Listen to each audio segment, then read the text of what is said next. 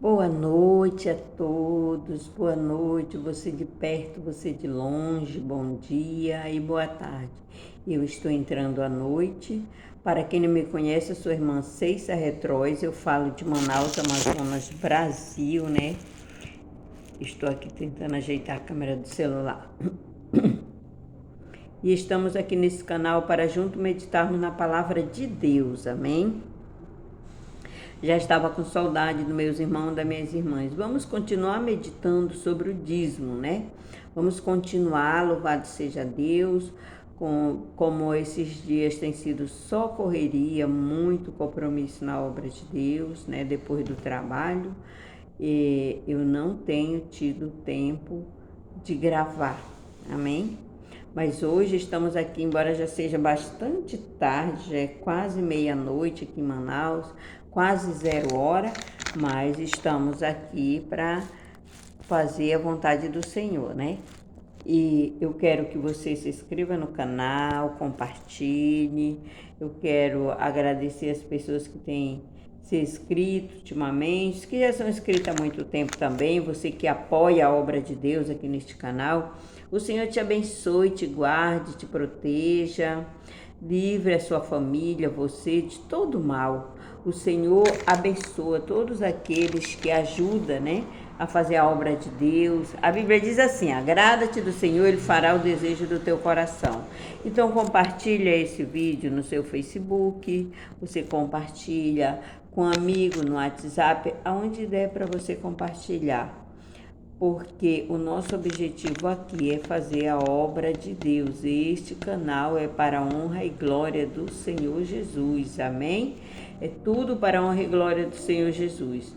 Então, eu quero cumprimentar a minha amiga Jamile, né, que se inscreveu esses dias, se inscreveu sexta-feira no canal. Seja bem-vindo a essa comunidade cristã, a essa comunidade de Deus que aqui está presente para juntos unirmos as nossas orações, as nossas forças, para fazer a obra de Deus enquanto podemos, porque virá dias de que não será mais permitido nós estarmos anunciando a palavra do Senhor nas igrejas, na internet, né, em vários lugares.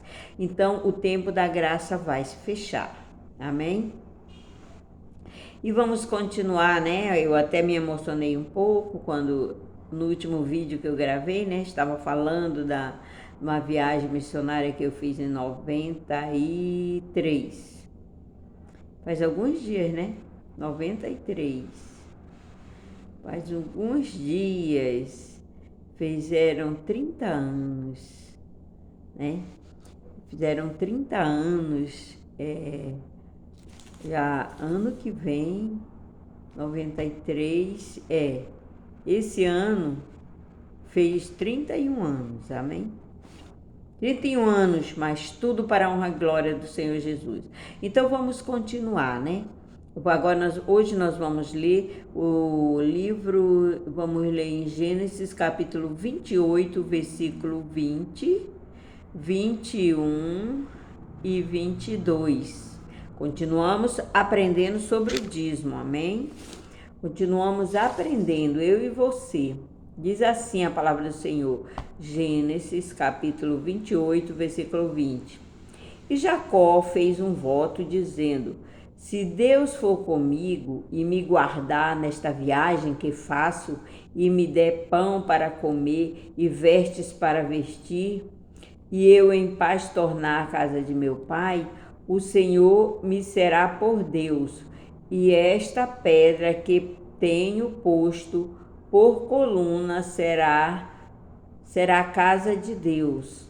E de tudo quanto me deres, certamente te darei o dízimo. Maravilha, né? Então, existem pessoas, louvado seja Deus, que dizem que o dízimo era só no passado.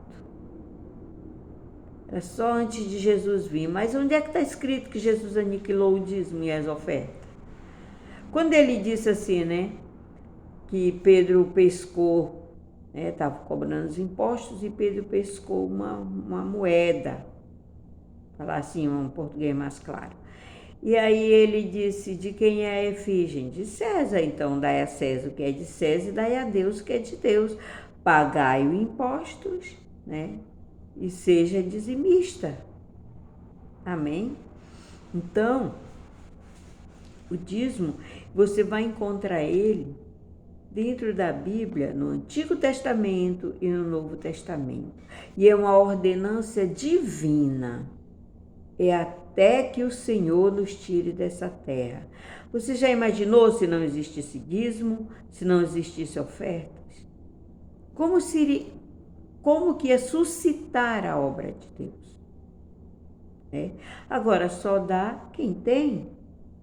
Você lembra da mensagem da viúva?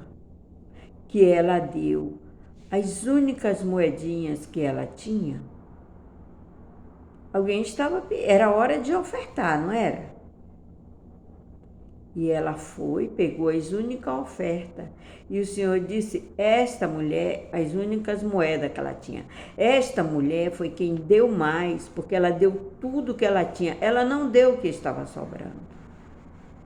Aí quando eu falo para você, que você pega o seu dízimo, que a Bíblia diz, Malaquias 3,10, que trazei todos os dízimos à casa do tesouro, é para que nós levamos a casa do tesouro, não a casa da irmã Ceissa, não a casa dos irmãos que estão pedindo pix na internet, não a casa de um irmão, do pastor, não ao governo, não a não sei quem. Você sabia que dizem, eu não tenho uma prova, mas quem me contou tem fundamento, foi um empresário, que tem países que pagam o dízimo anual para o Vaticano, você sabia disso? De onde você acha que existe tanta riqueza nas igrejas? Igreja nunca foi pobre, nunca foi pobre. E por que você fecha sua mão para não dizimar? Ou porque você entrega o seu dízimo de forma errada? A igreja é quem sempre teve mais. Agora, a perseguição hoje é porque na época, na época do feudalismo, que eles tiraram, que era o Estado, que era a igreja que tomava conta de tudo, todos os dízimos eram levados para a igreja. Você leia aí a história do feudalismo que você vai entender. Você vai entender como o dízimo é uma ordenança divina. Temos no meio científico e tem no meio cristão, que é a palavra de Deus. Então, nós não pagamos a porcentagem, por exemplo. Eu pago 8% de vale transporte. Vamos ter direito ao vale transporte. Eu pago 6%, aliás, o meu transporte. Eu pago uma certa porcentagem para o INSS, para eu ter direito. De tudo nós vamos pagando um pouco. Tem gente que diz assim, não, ninguém paga o dízimo. Se eu estou devendo, eu tenho que pagar, seja para Deus, seja para quem for. É pagar sim. É pagar sim. Porque eu estou devendo. Eu recebi meu salário. Aí eu pego o meu dízimo, eu recebi o salário, Deus me deu graça de ter um emprego e eu recebi o salário da empresa. Então eu vou pegar, eu estou devendo ao Senhor. A empresa já tirou tudo que tinha de tirar para o governo, para isso, imposto de renda, isso e aquilo. Mas o do Senhor quem tem que levar sou eu. Aí eu vou lá e dou para minha filha, que está um exemplo. Está passando necessidade. Eu vou dar o meu dízimo para os pobres. Eu vou comprar um remédio para aquele irmão com o meu dízimo. Está errado. O dízimo é para levar a casa do tesouro. Você não está fazendo nada, nem eu nem você, se nós proceder assim. Casa do tesouro, era a casa do tesouro, está dizendo, é onde é guardado os tesouros. Era um lugar onde se tinha o cofre de antigamente. É por isso que diz a casa do tesouro. É onde está guardado o tesouro da igreja. É onde está guardado o tesouro da família. É onde está guardado o tesouro da empresa. Amém? E o dízimo para levar a casa do tesouro. Aí, meus irmãos, nós fazemos de forma errada, vem maldição, vem doença, nós não prosperamos. A nossa vide não é abençoada, o nosso rebanho não é abençoado que nem foi o de Jacó, que nem foi o de Abraão. Você vê como os dízimos eram levados, que Abraão levou para o rei Melquisedeque, ele era sacerdote. Abraão não aprendeu como eu e você estamos aprendendo hoje. Não, ele não aprendeu. Mas ele conhecia a palavra de Deus. No próprio instante que ele passou a conhecer a palavra de Deus, ele passou a dizimar no lugar certo. Ele poderia ter ido levar para outro rei, para outro lugar, mas Melquisedeque, além de ser rei, era sacerdote. Aí ele disse, é para esse que é de Deus que eu vou levar. E Melquisedeque abençoou Abraão, segundo a ordenância da palavra de Deus. Assim tem que ser nós. Levarmos o nosso dízimo à casa do tesouro, à igreja. Lá é recebido por Deus e pelos irmãos, pelos sacerdotes que lá tiver. É imposta a mão e orado para que se receba a bênção de Deus. E aí o Senhor recebe para o mantimento.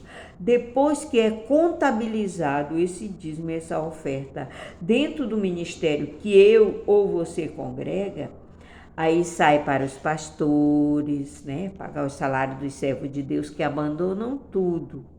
O pastor, ele é um levita. Todos que trabalham na obra, que larga tudo para fazer a obra de Deus, é um levita, está levando, não está só louvando, está levando a mensagem, está levando a obra de Deus à frente. Então, é um levita, é o que leva, Pode ser o que louva e pode ser o que leva. Então, mas quando nós desvirtuamos os caminhos do dízimo e da oferta, virá maldição sobre as nossas vidas.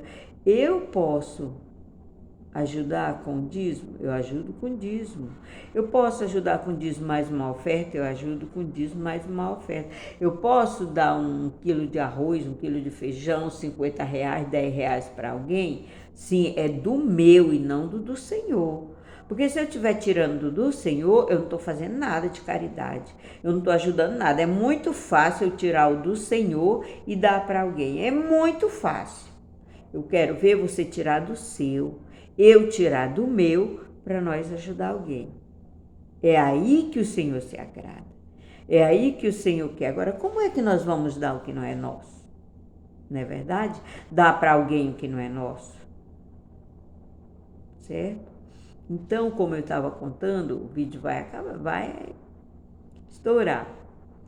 Eu fui para o interior, O Senhor me pediu o dinheiro, eu recebi o dinheiro, o Senhor me pediu e eu fui para o interior fazer a obra de Deus. Foi muito difícil a jornada, mas antes de eu ir, Deus tinha me mostrado uma revelação em sonho. Para quem não acredita em revelação em sonho, eu só lamento. Deus nunca vai falar com você em sonho.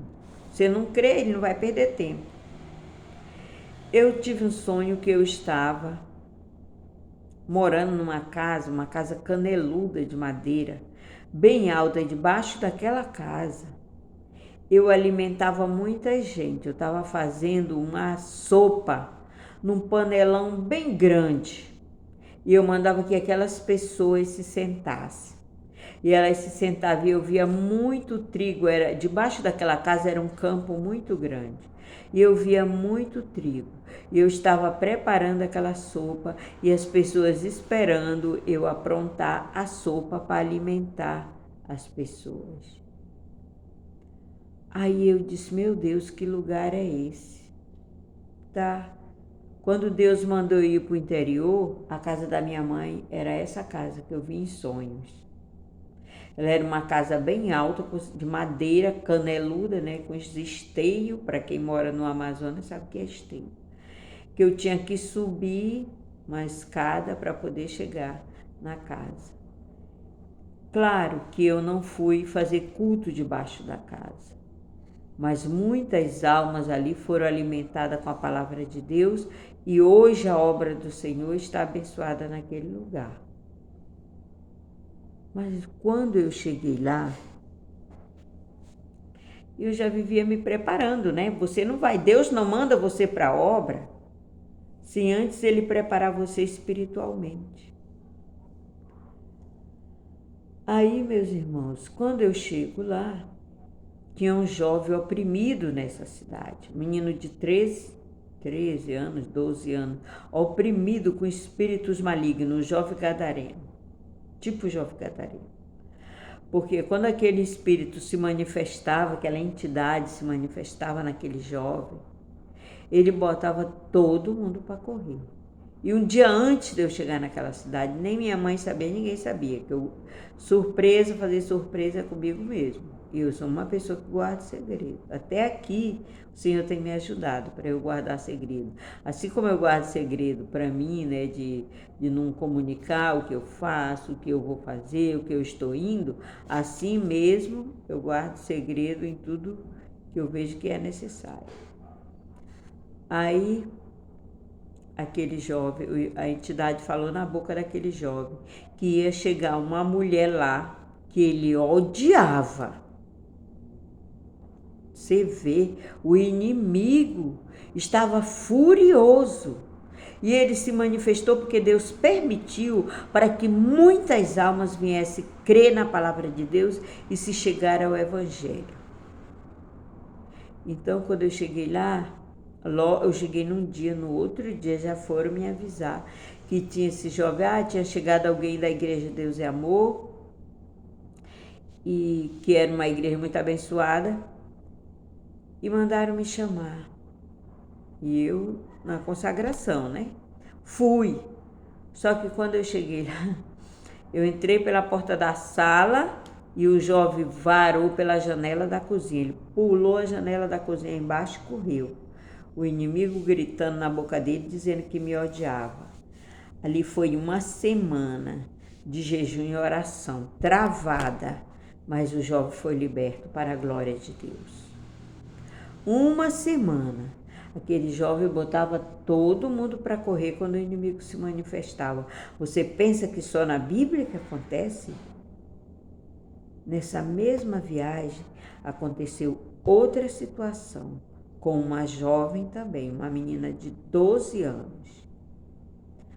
Aí o jovem foi liberto.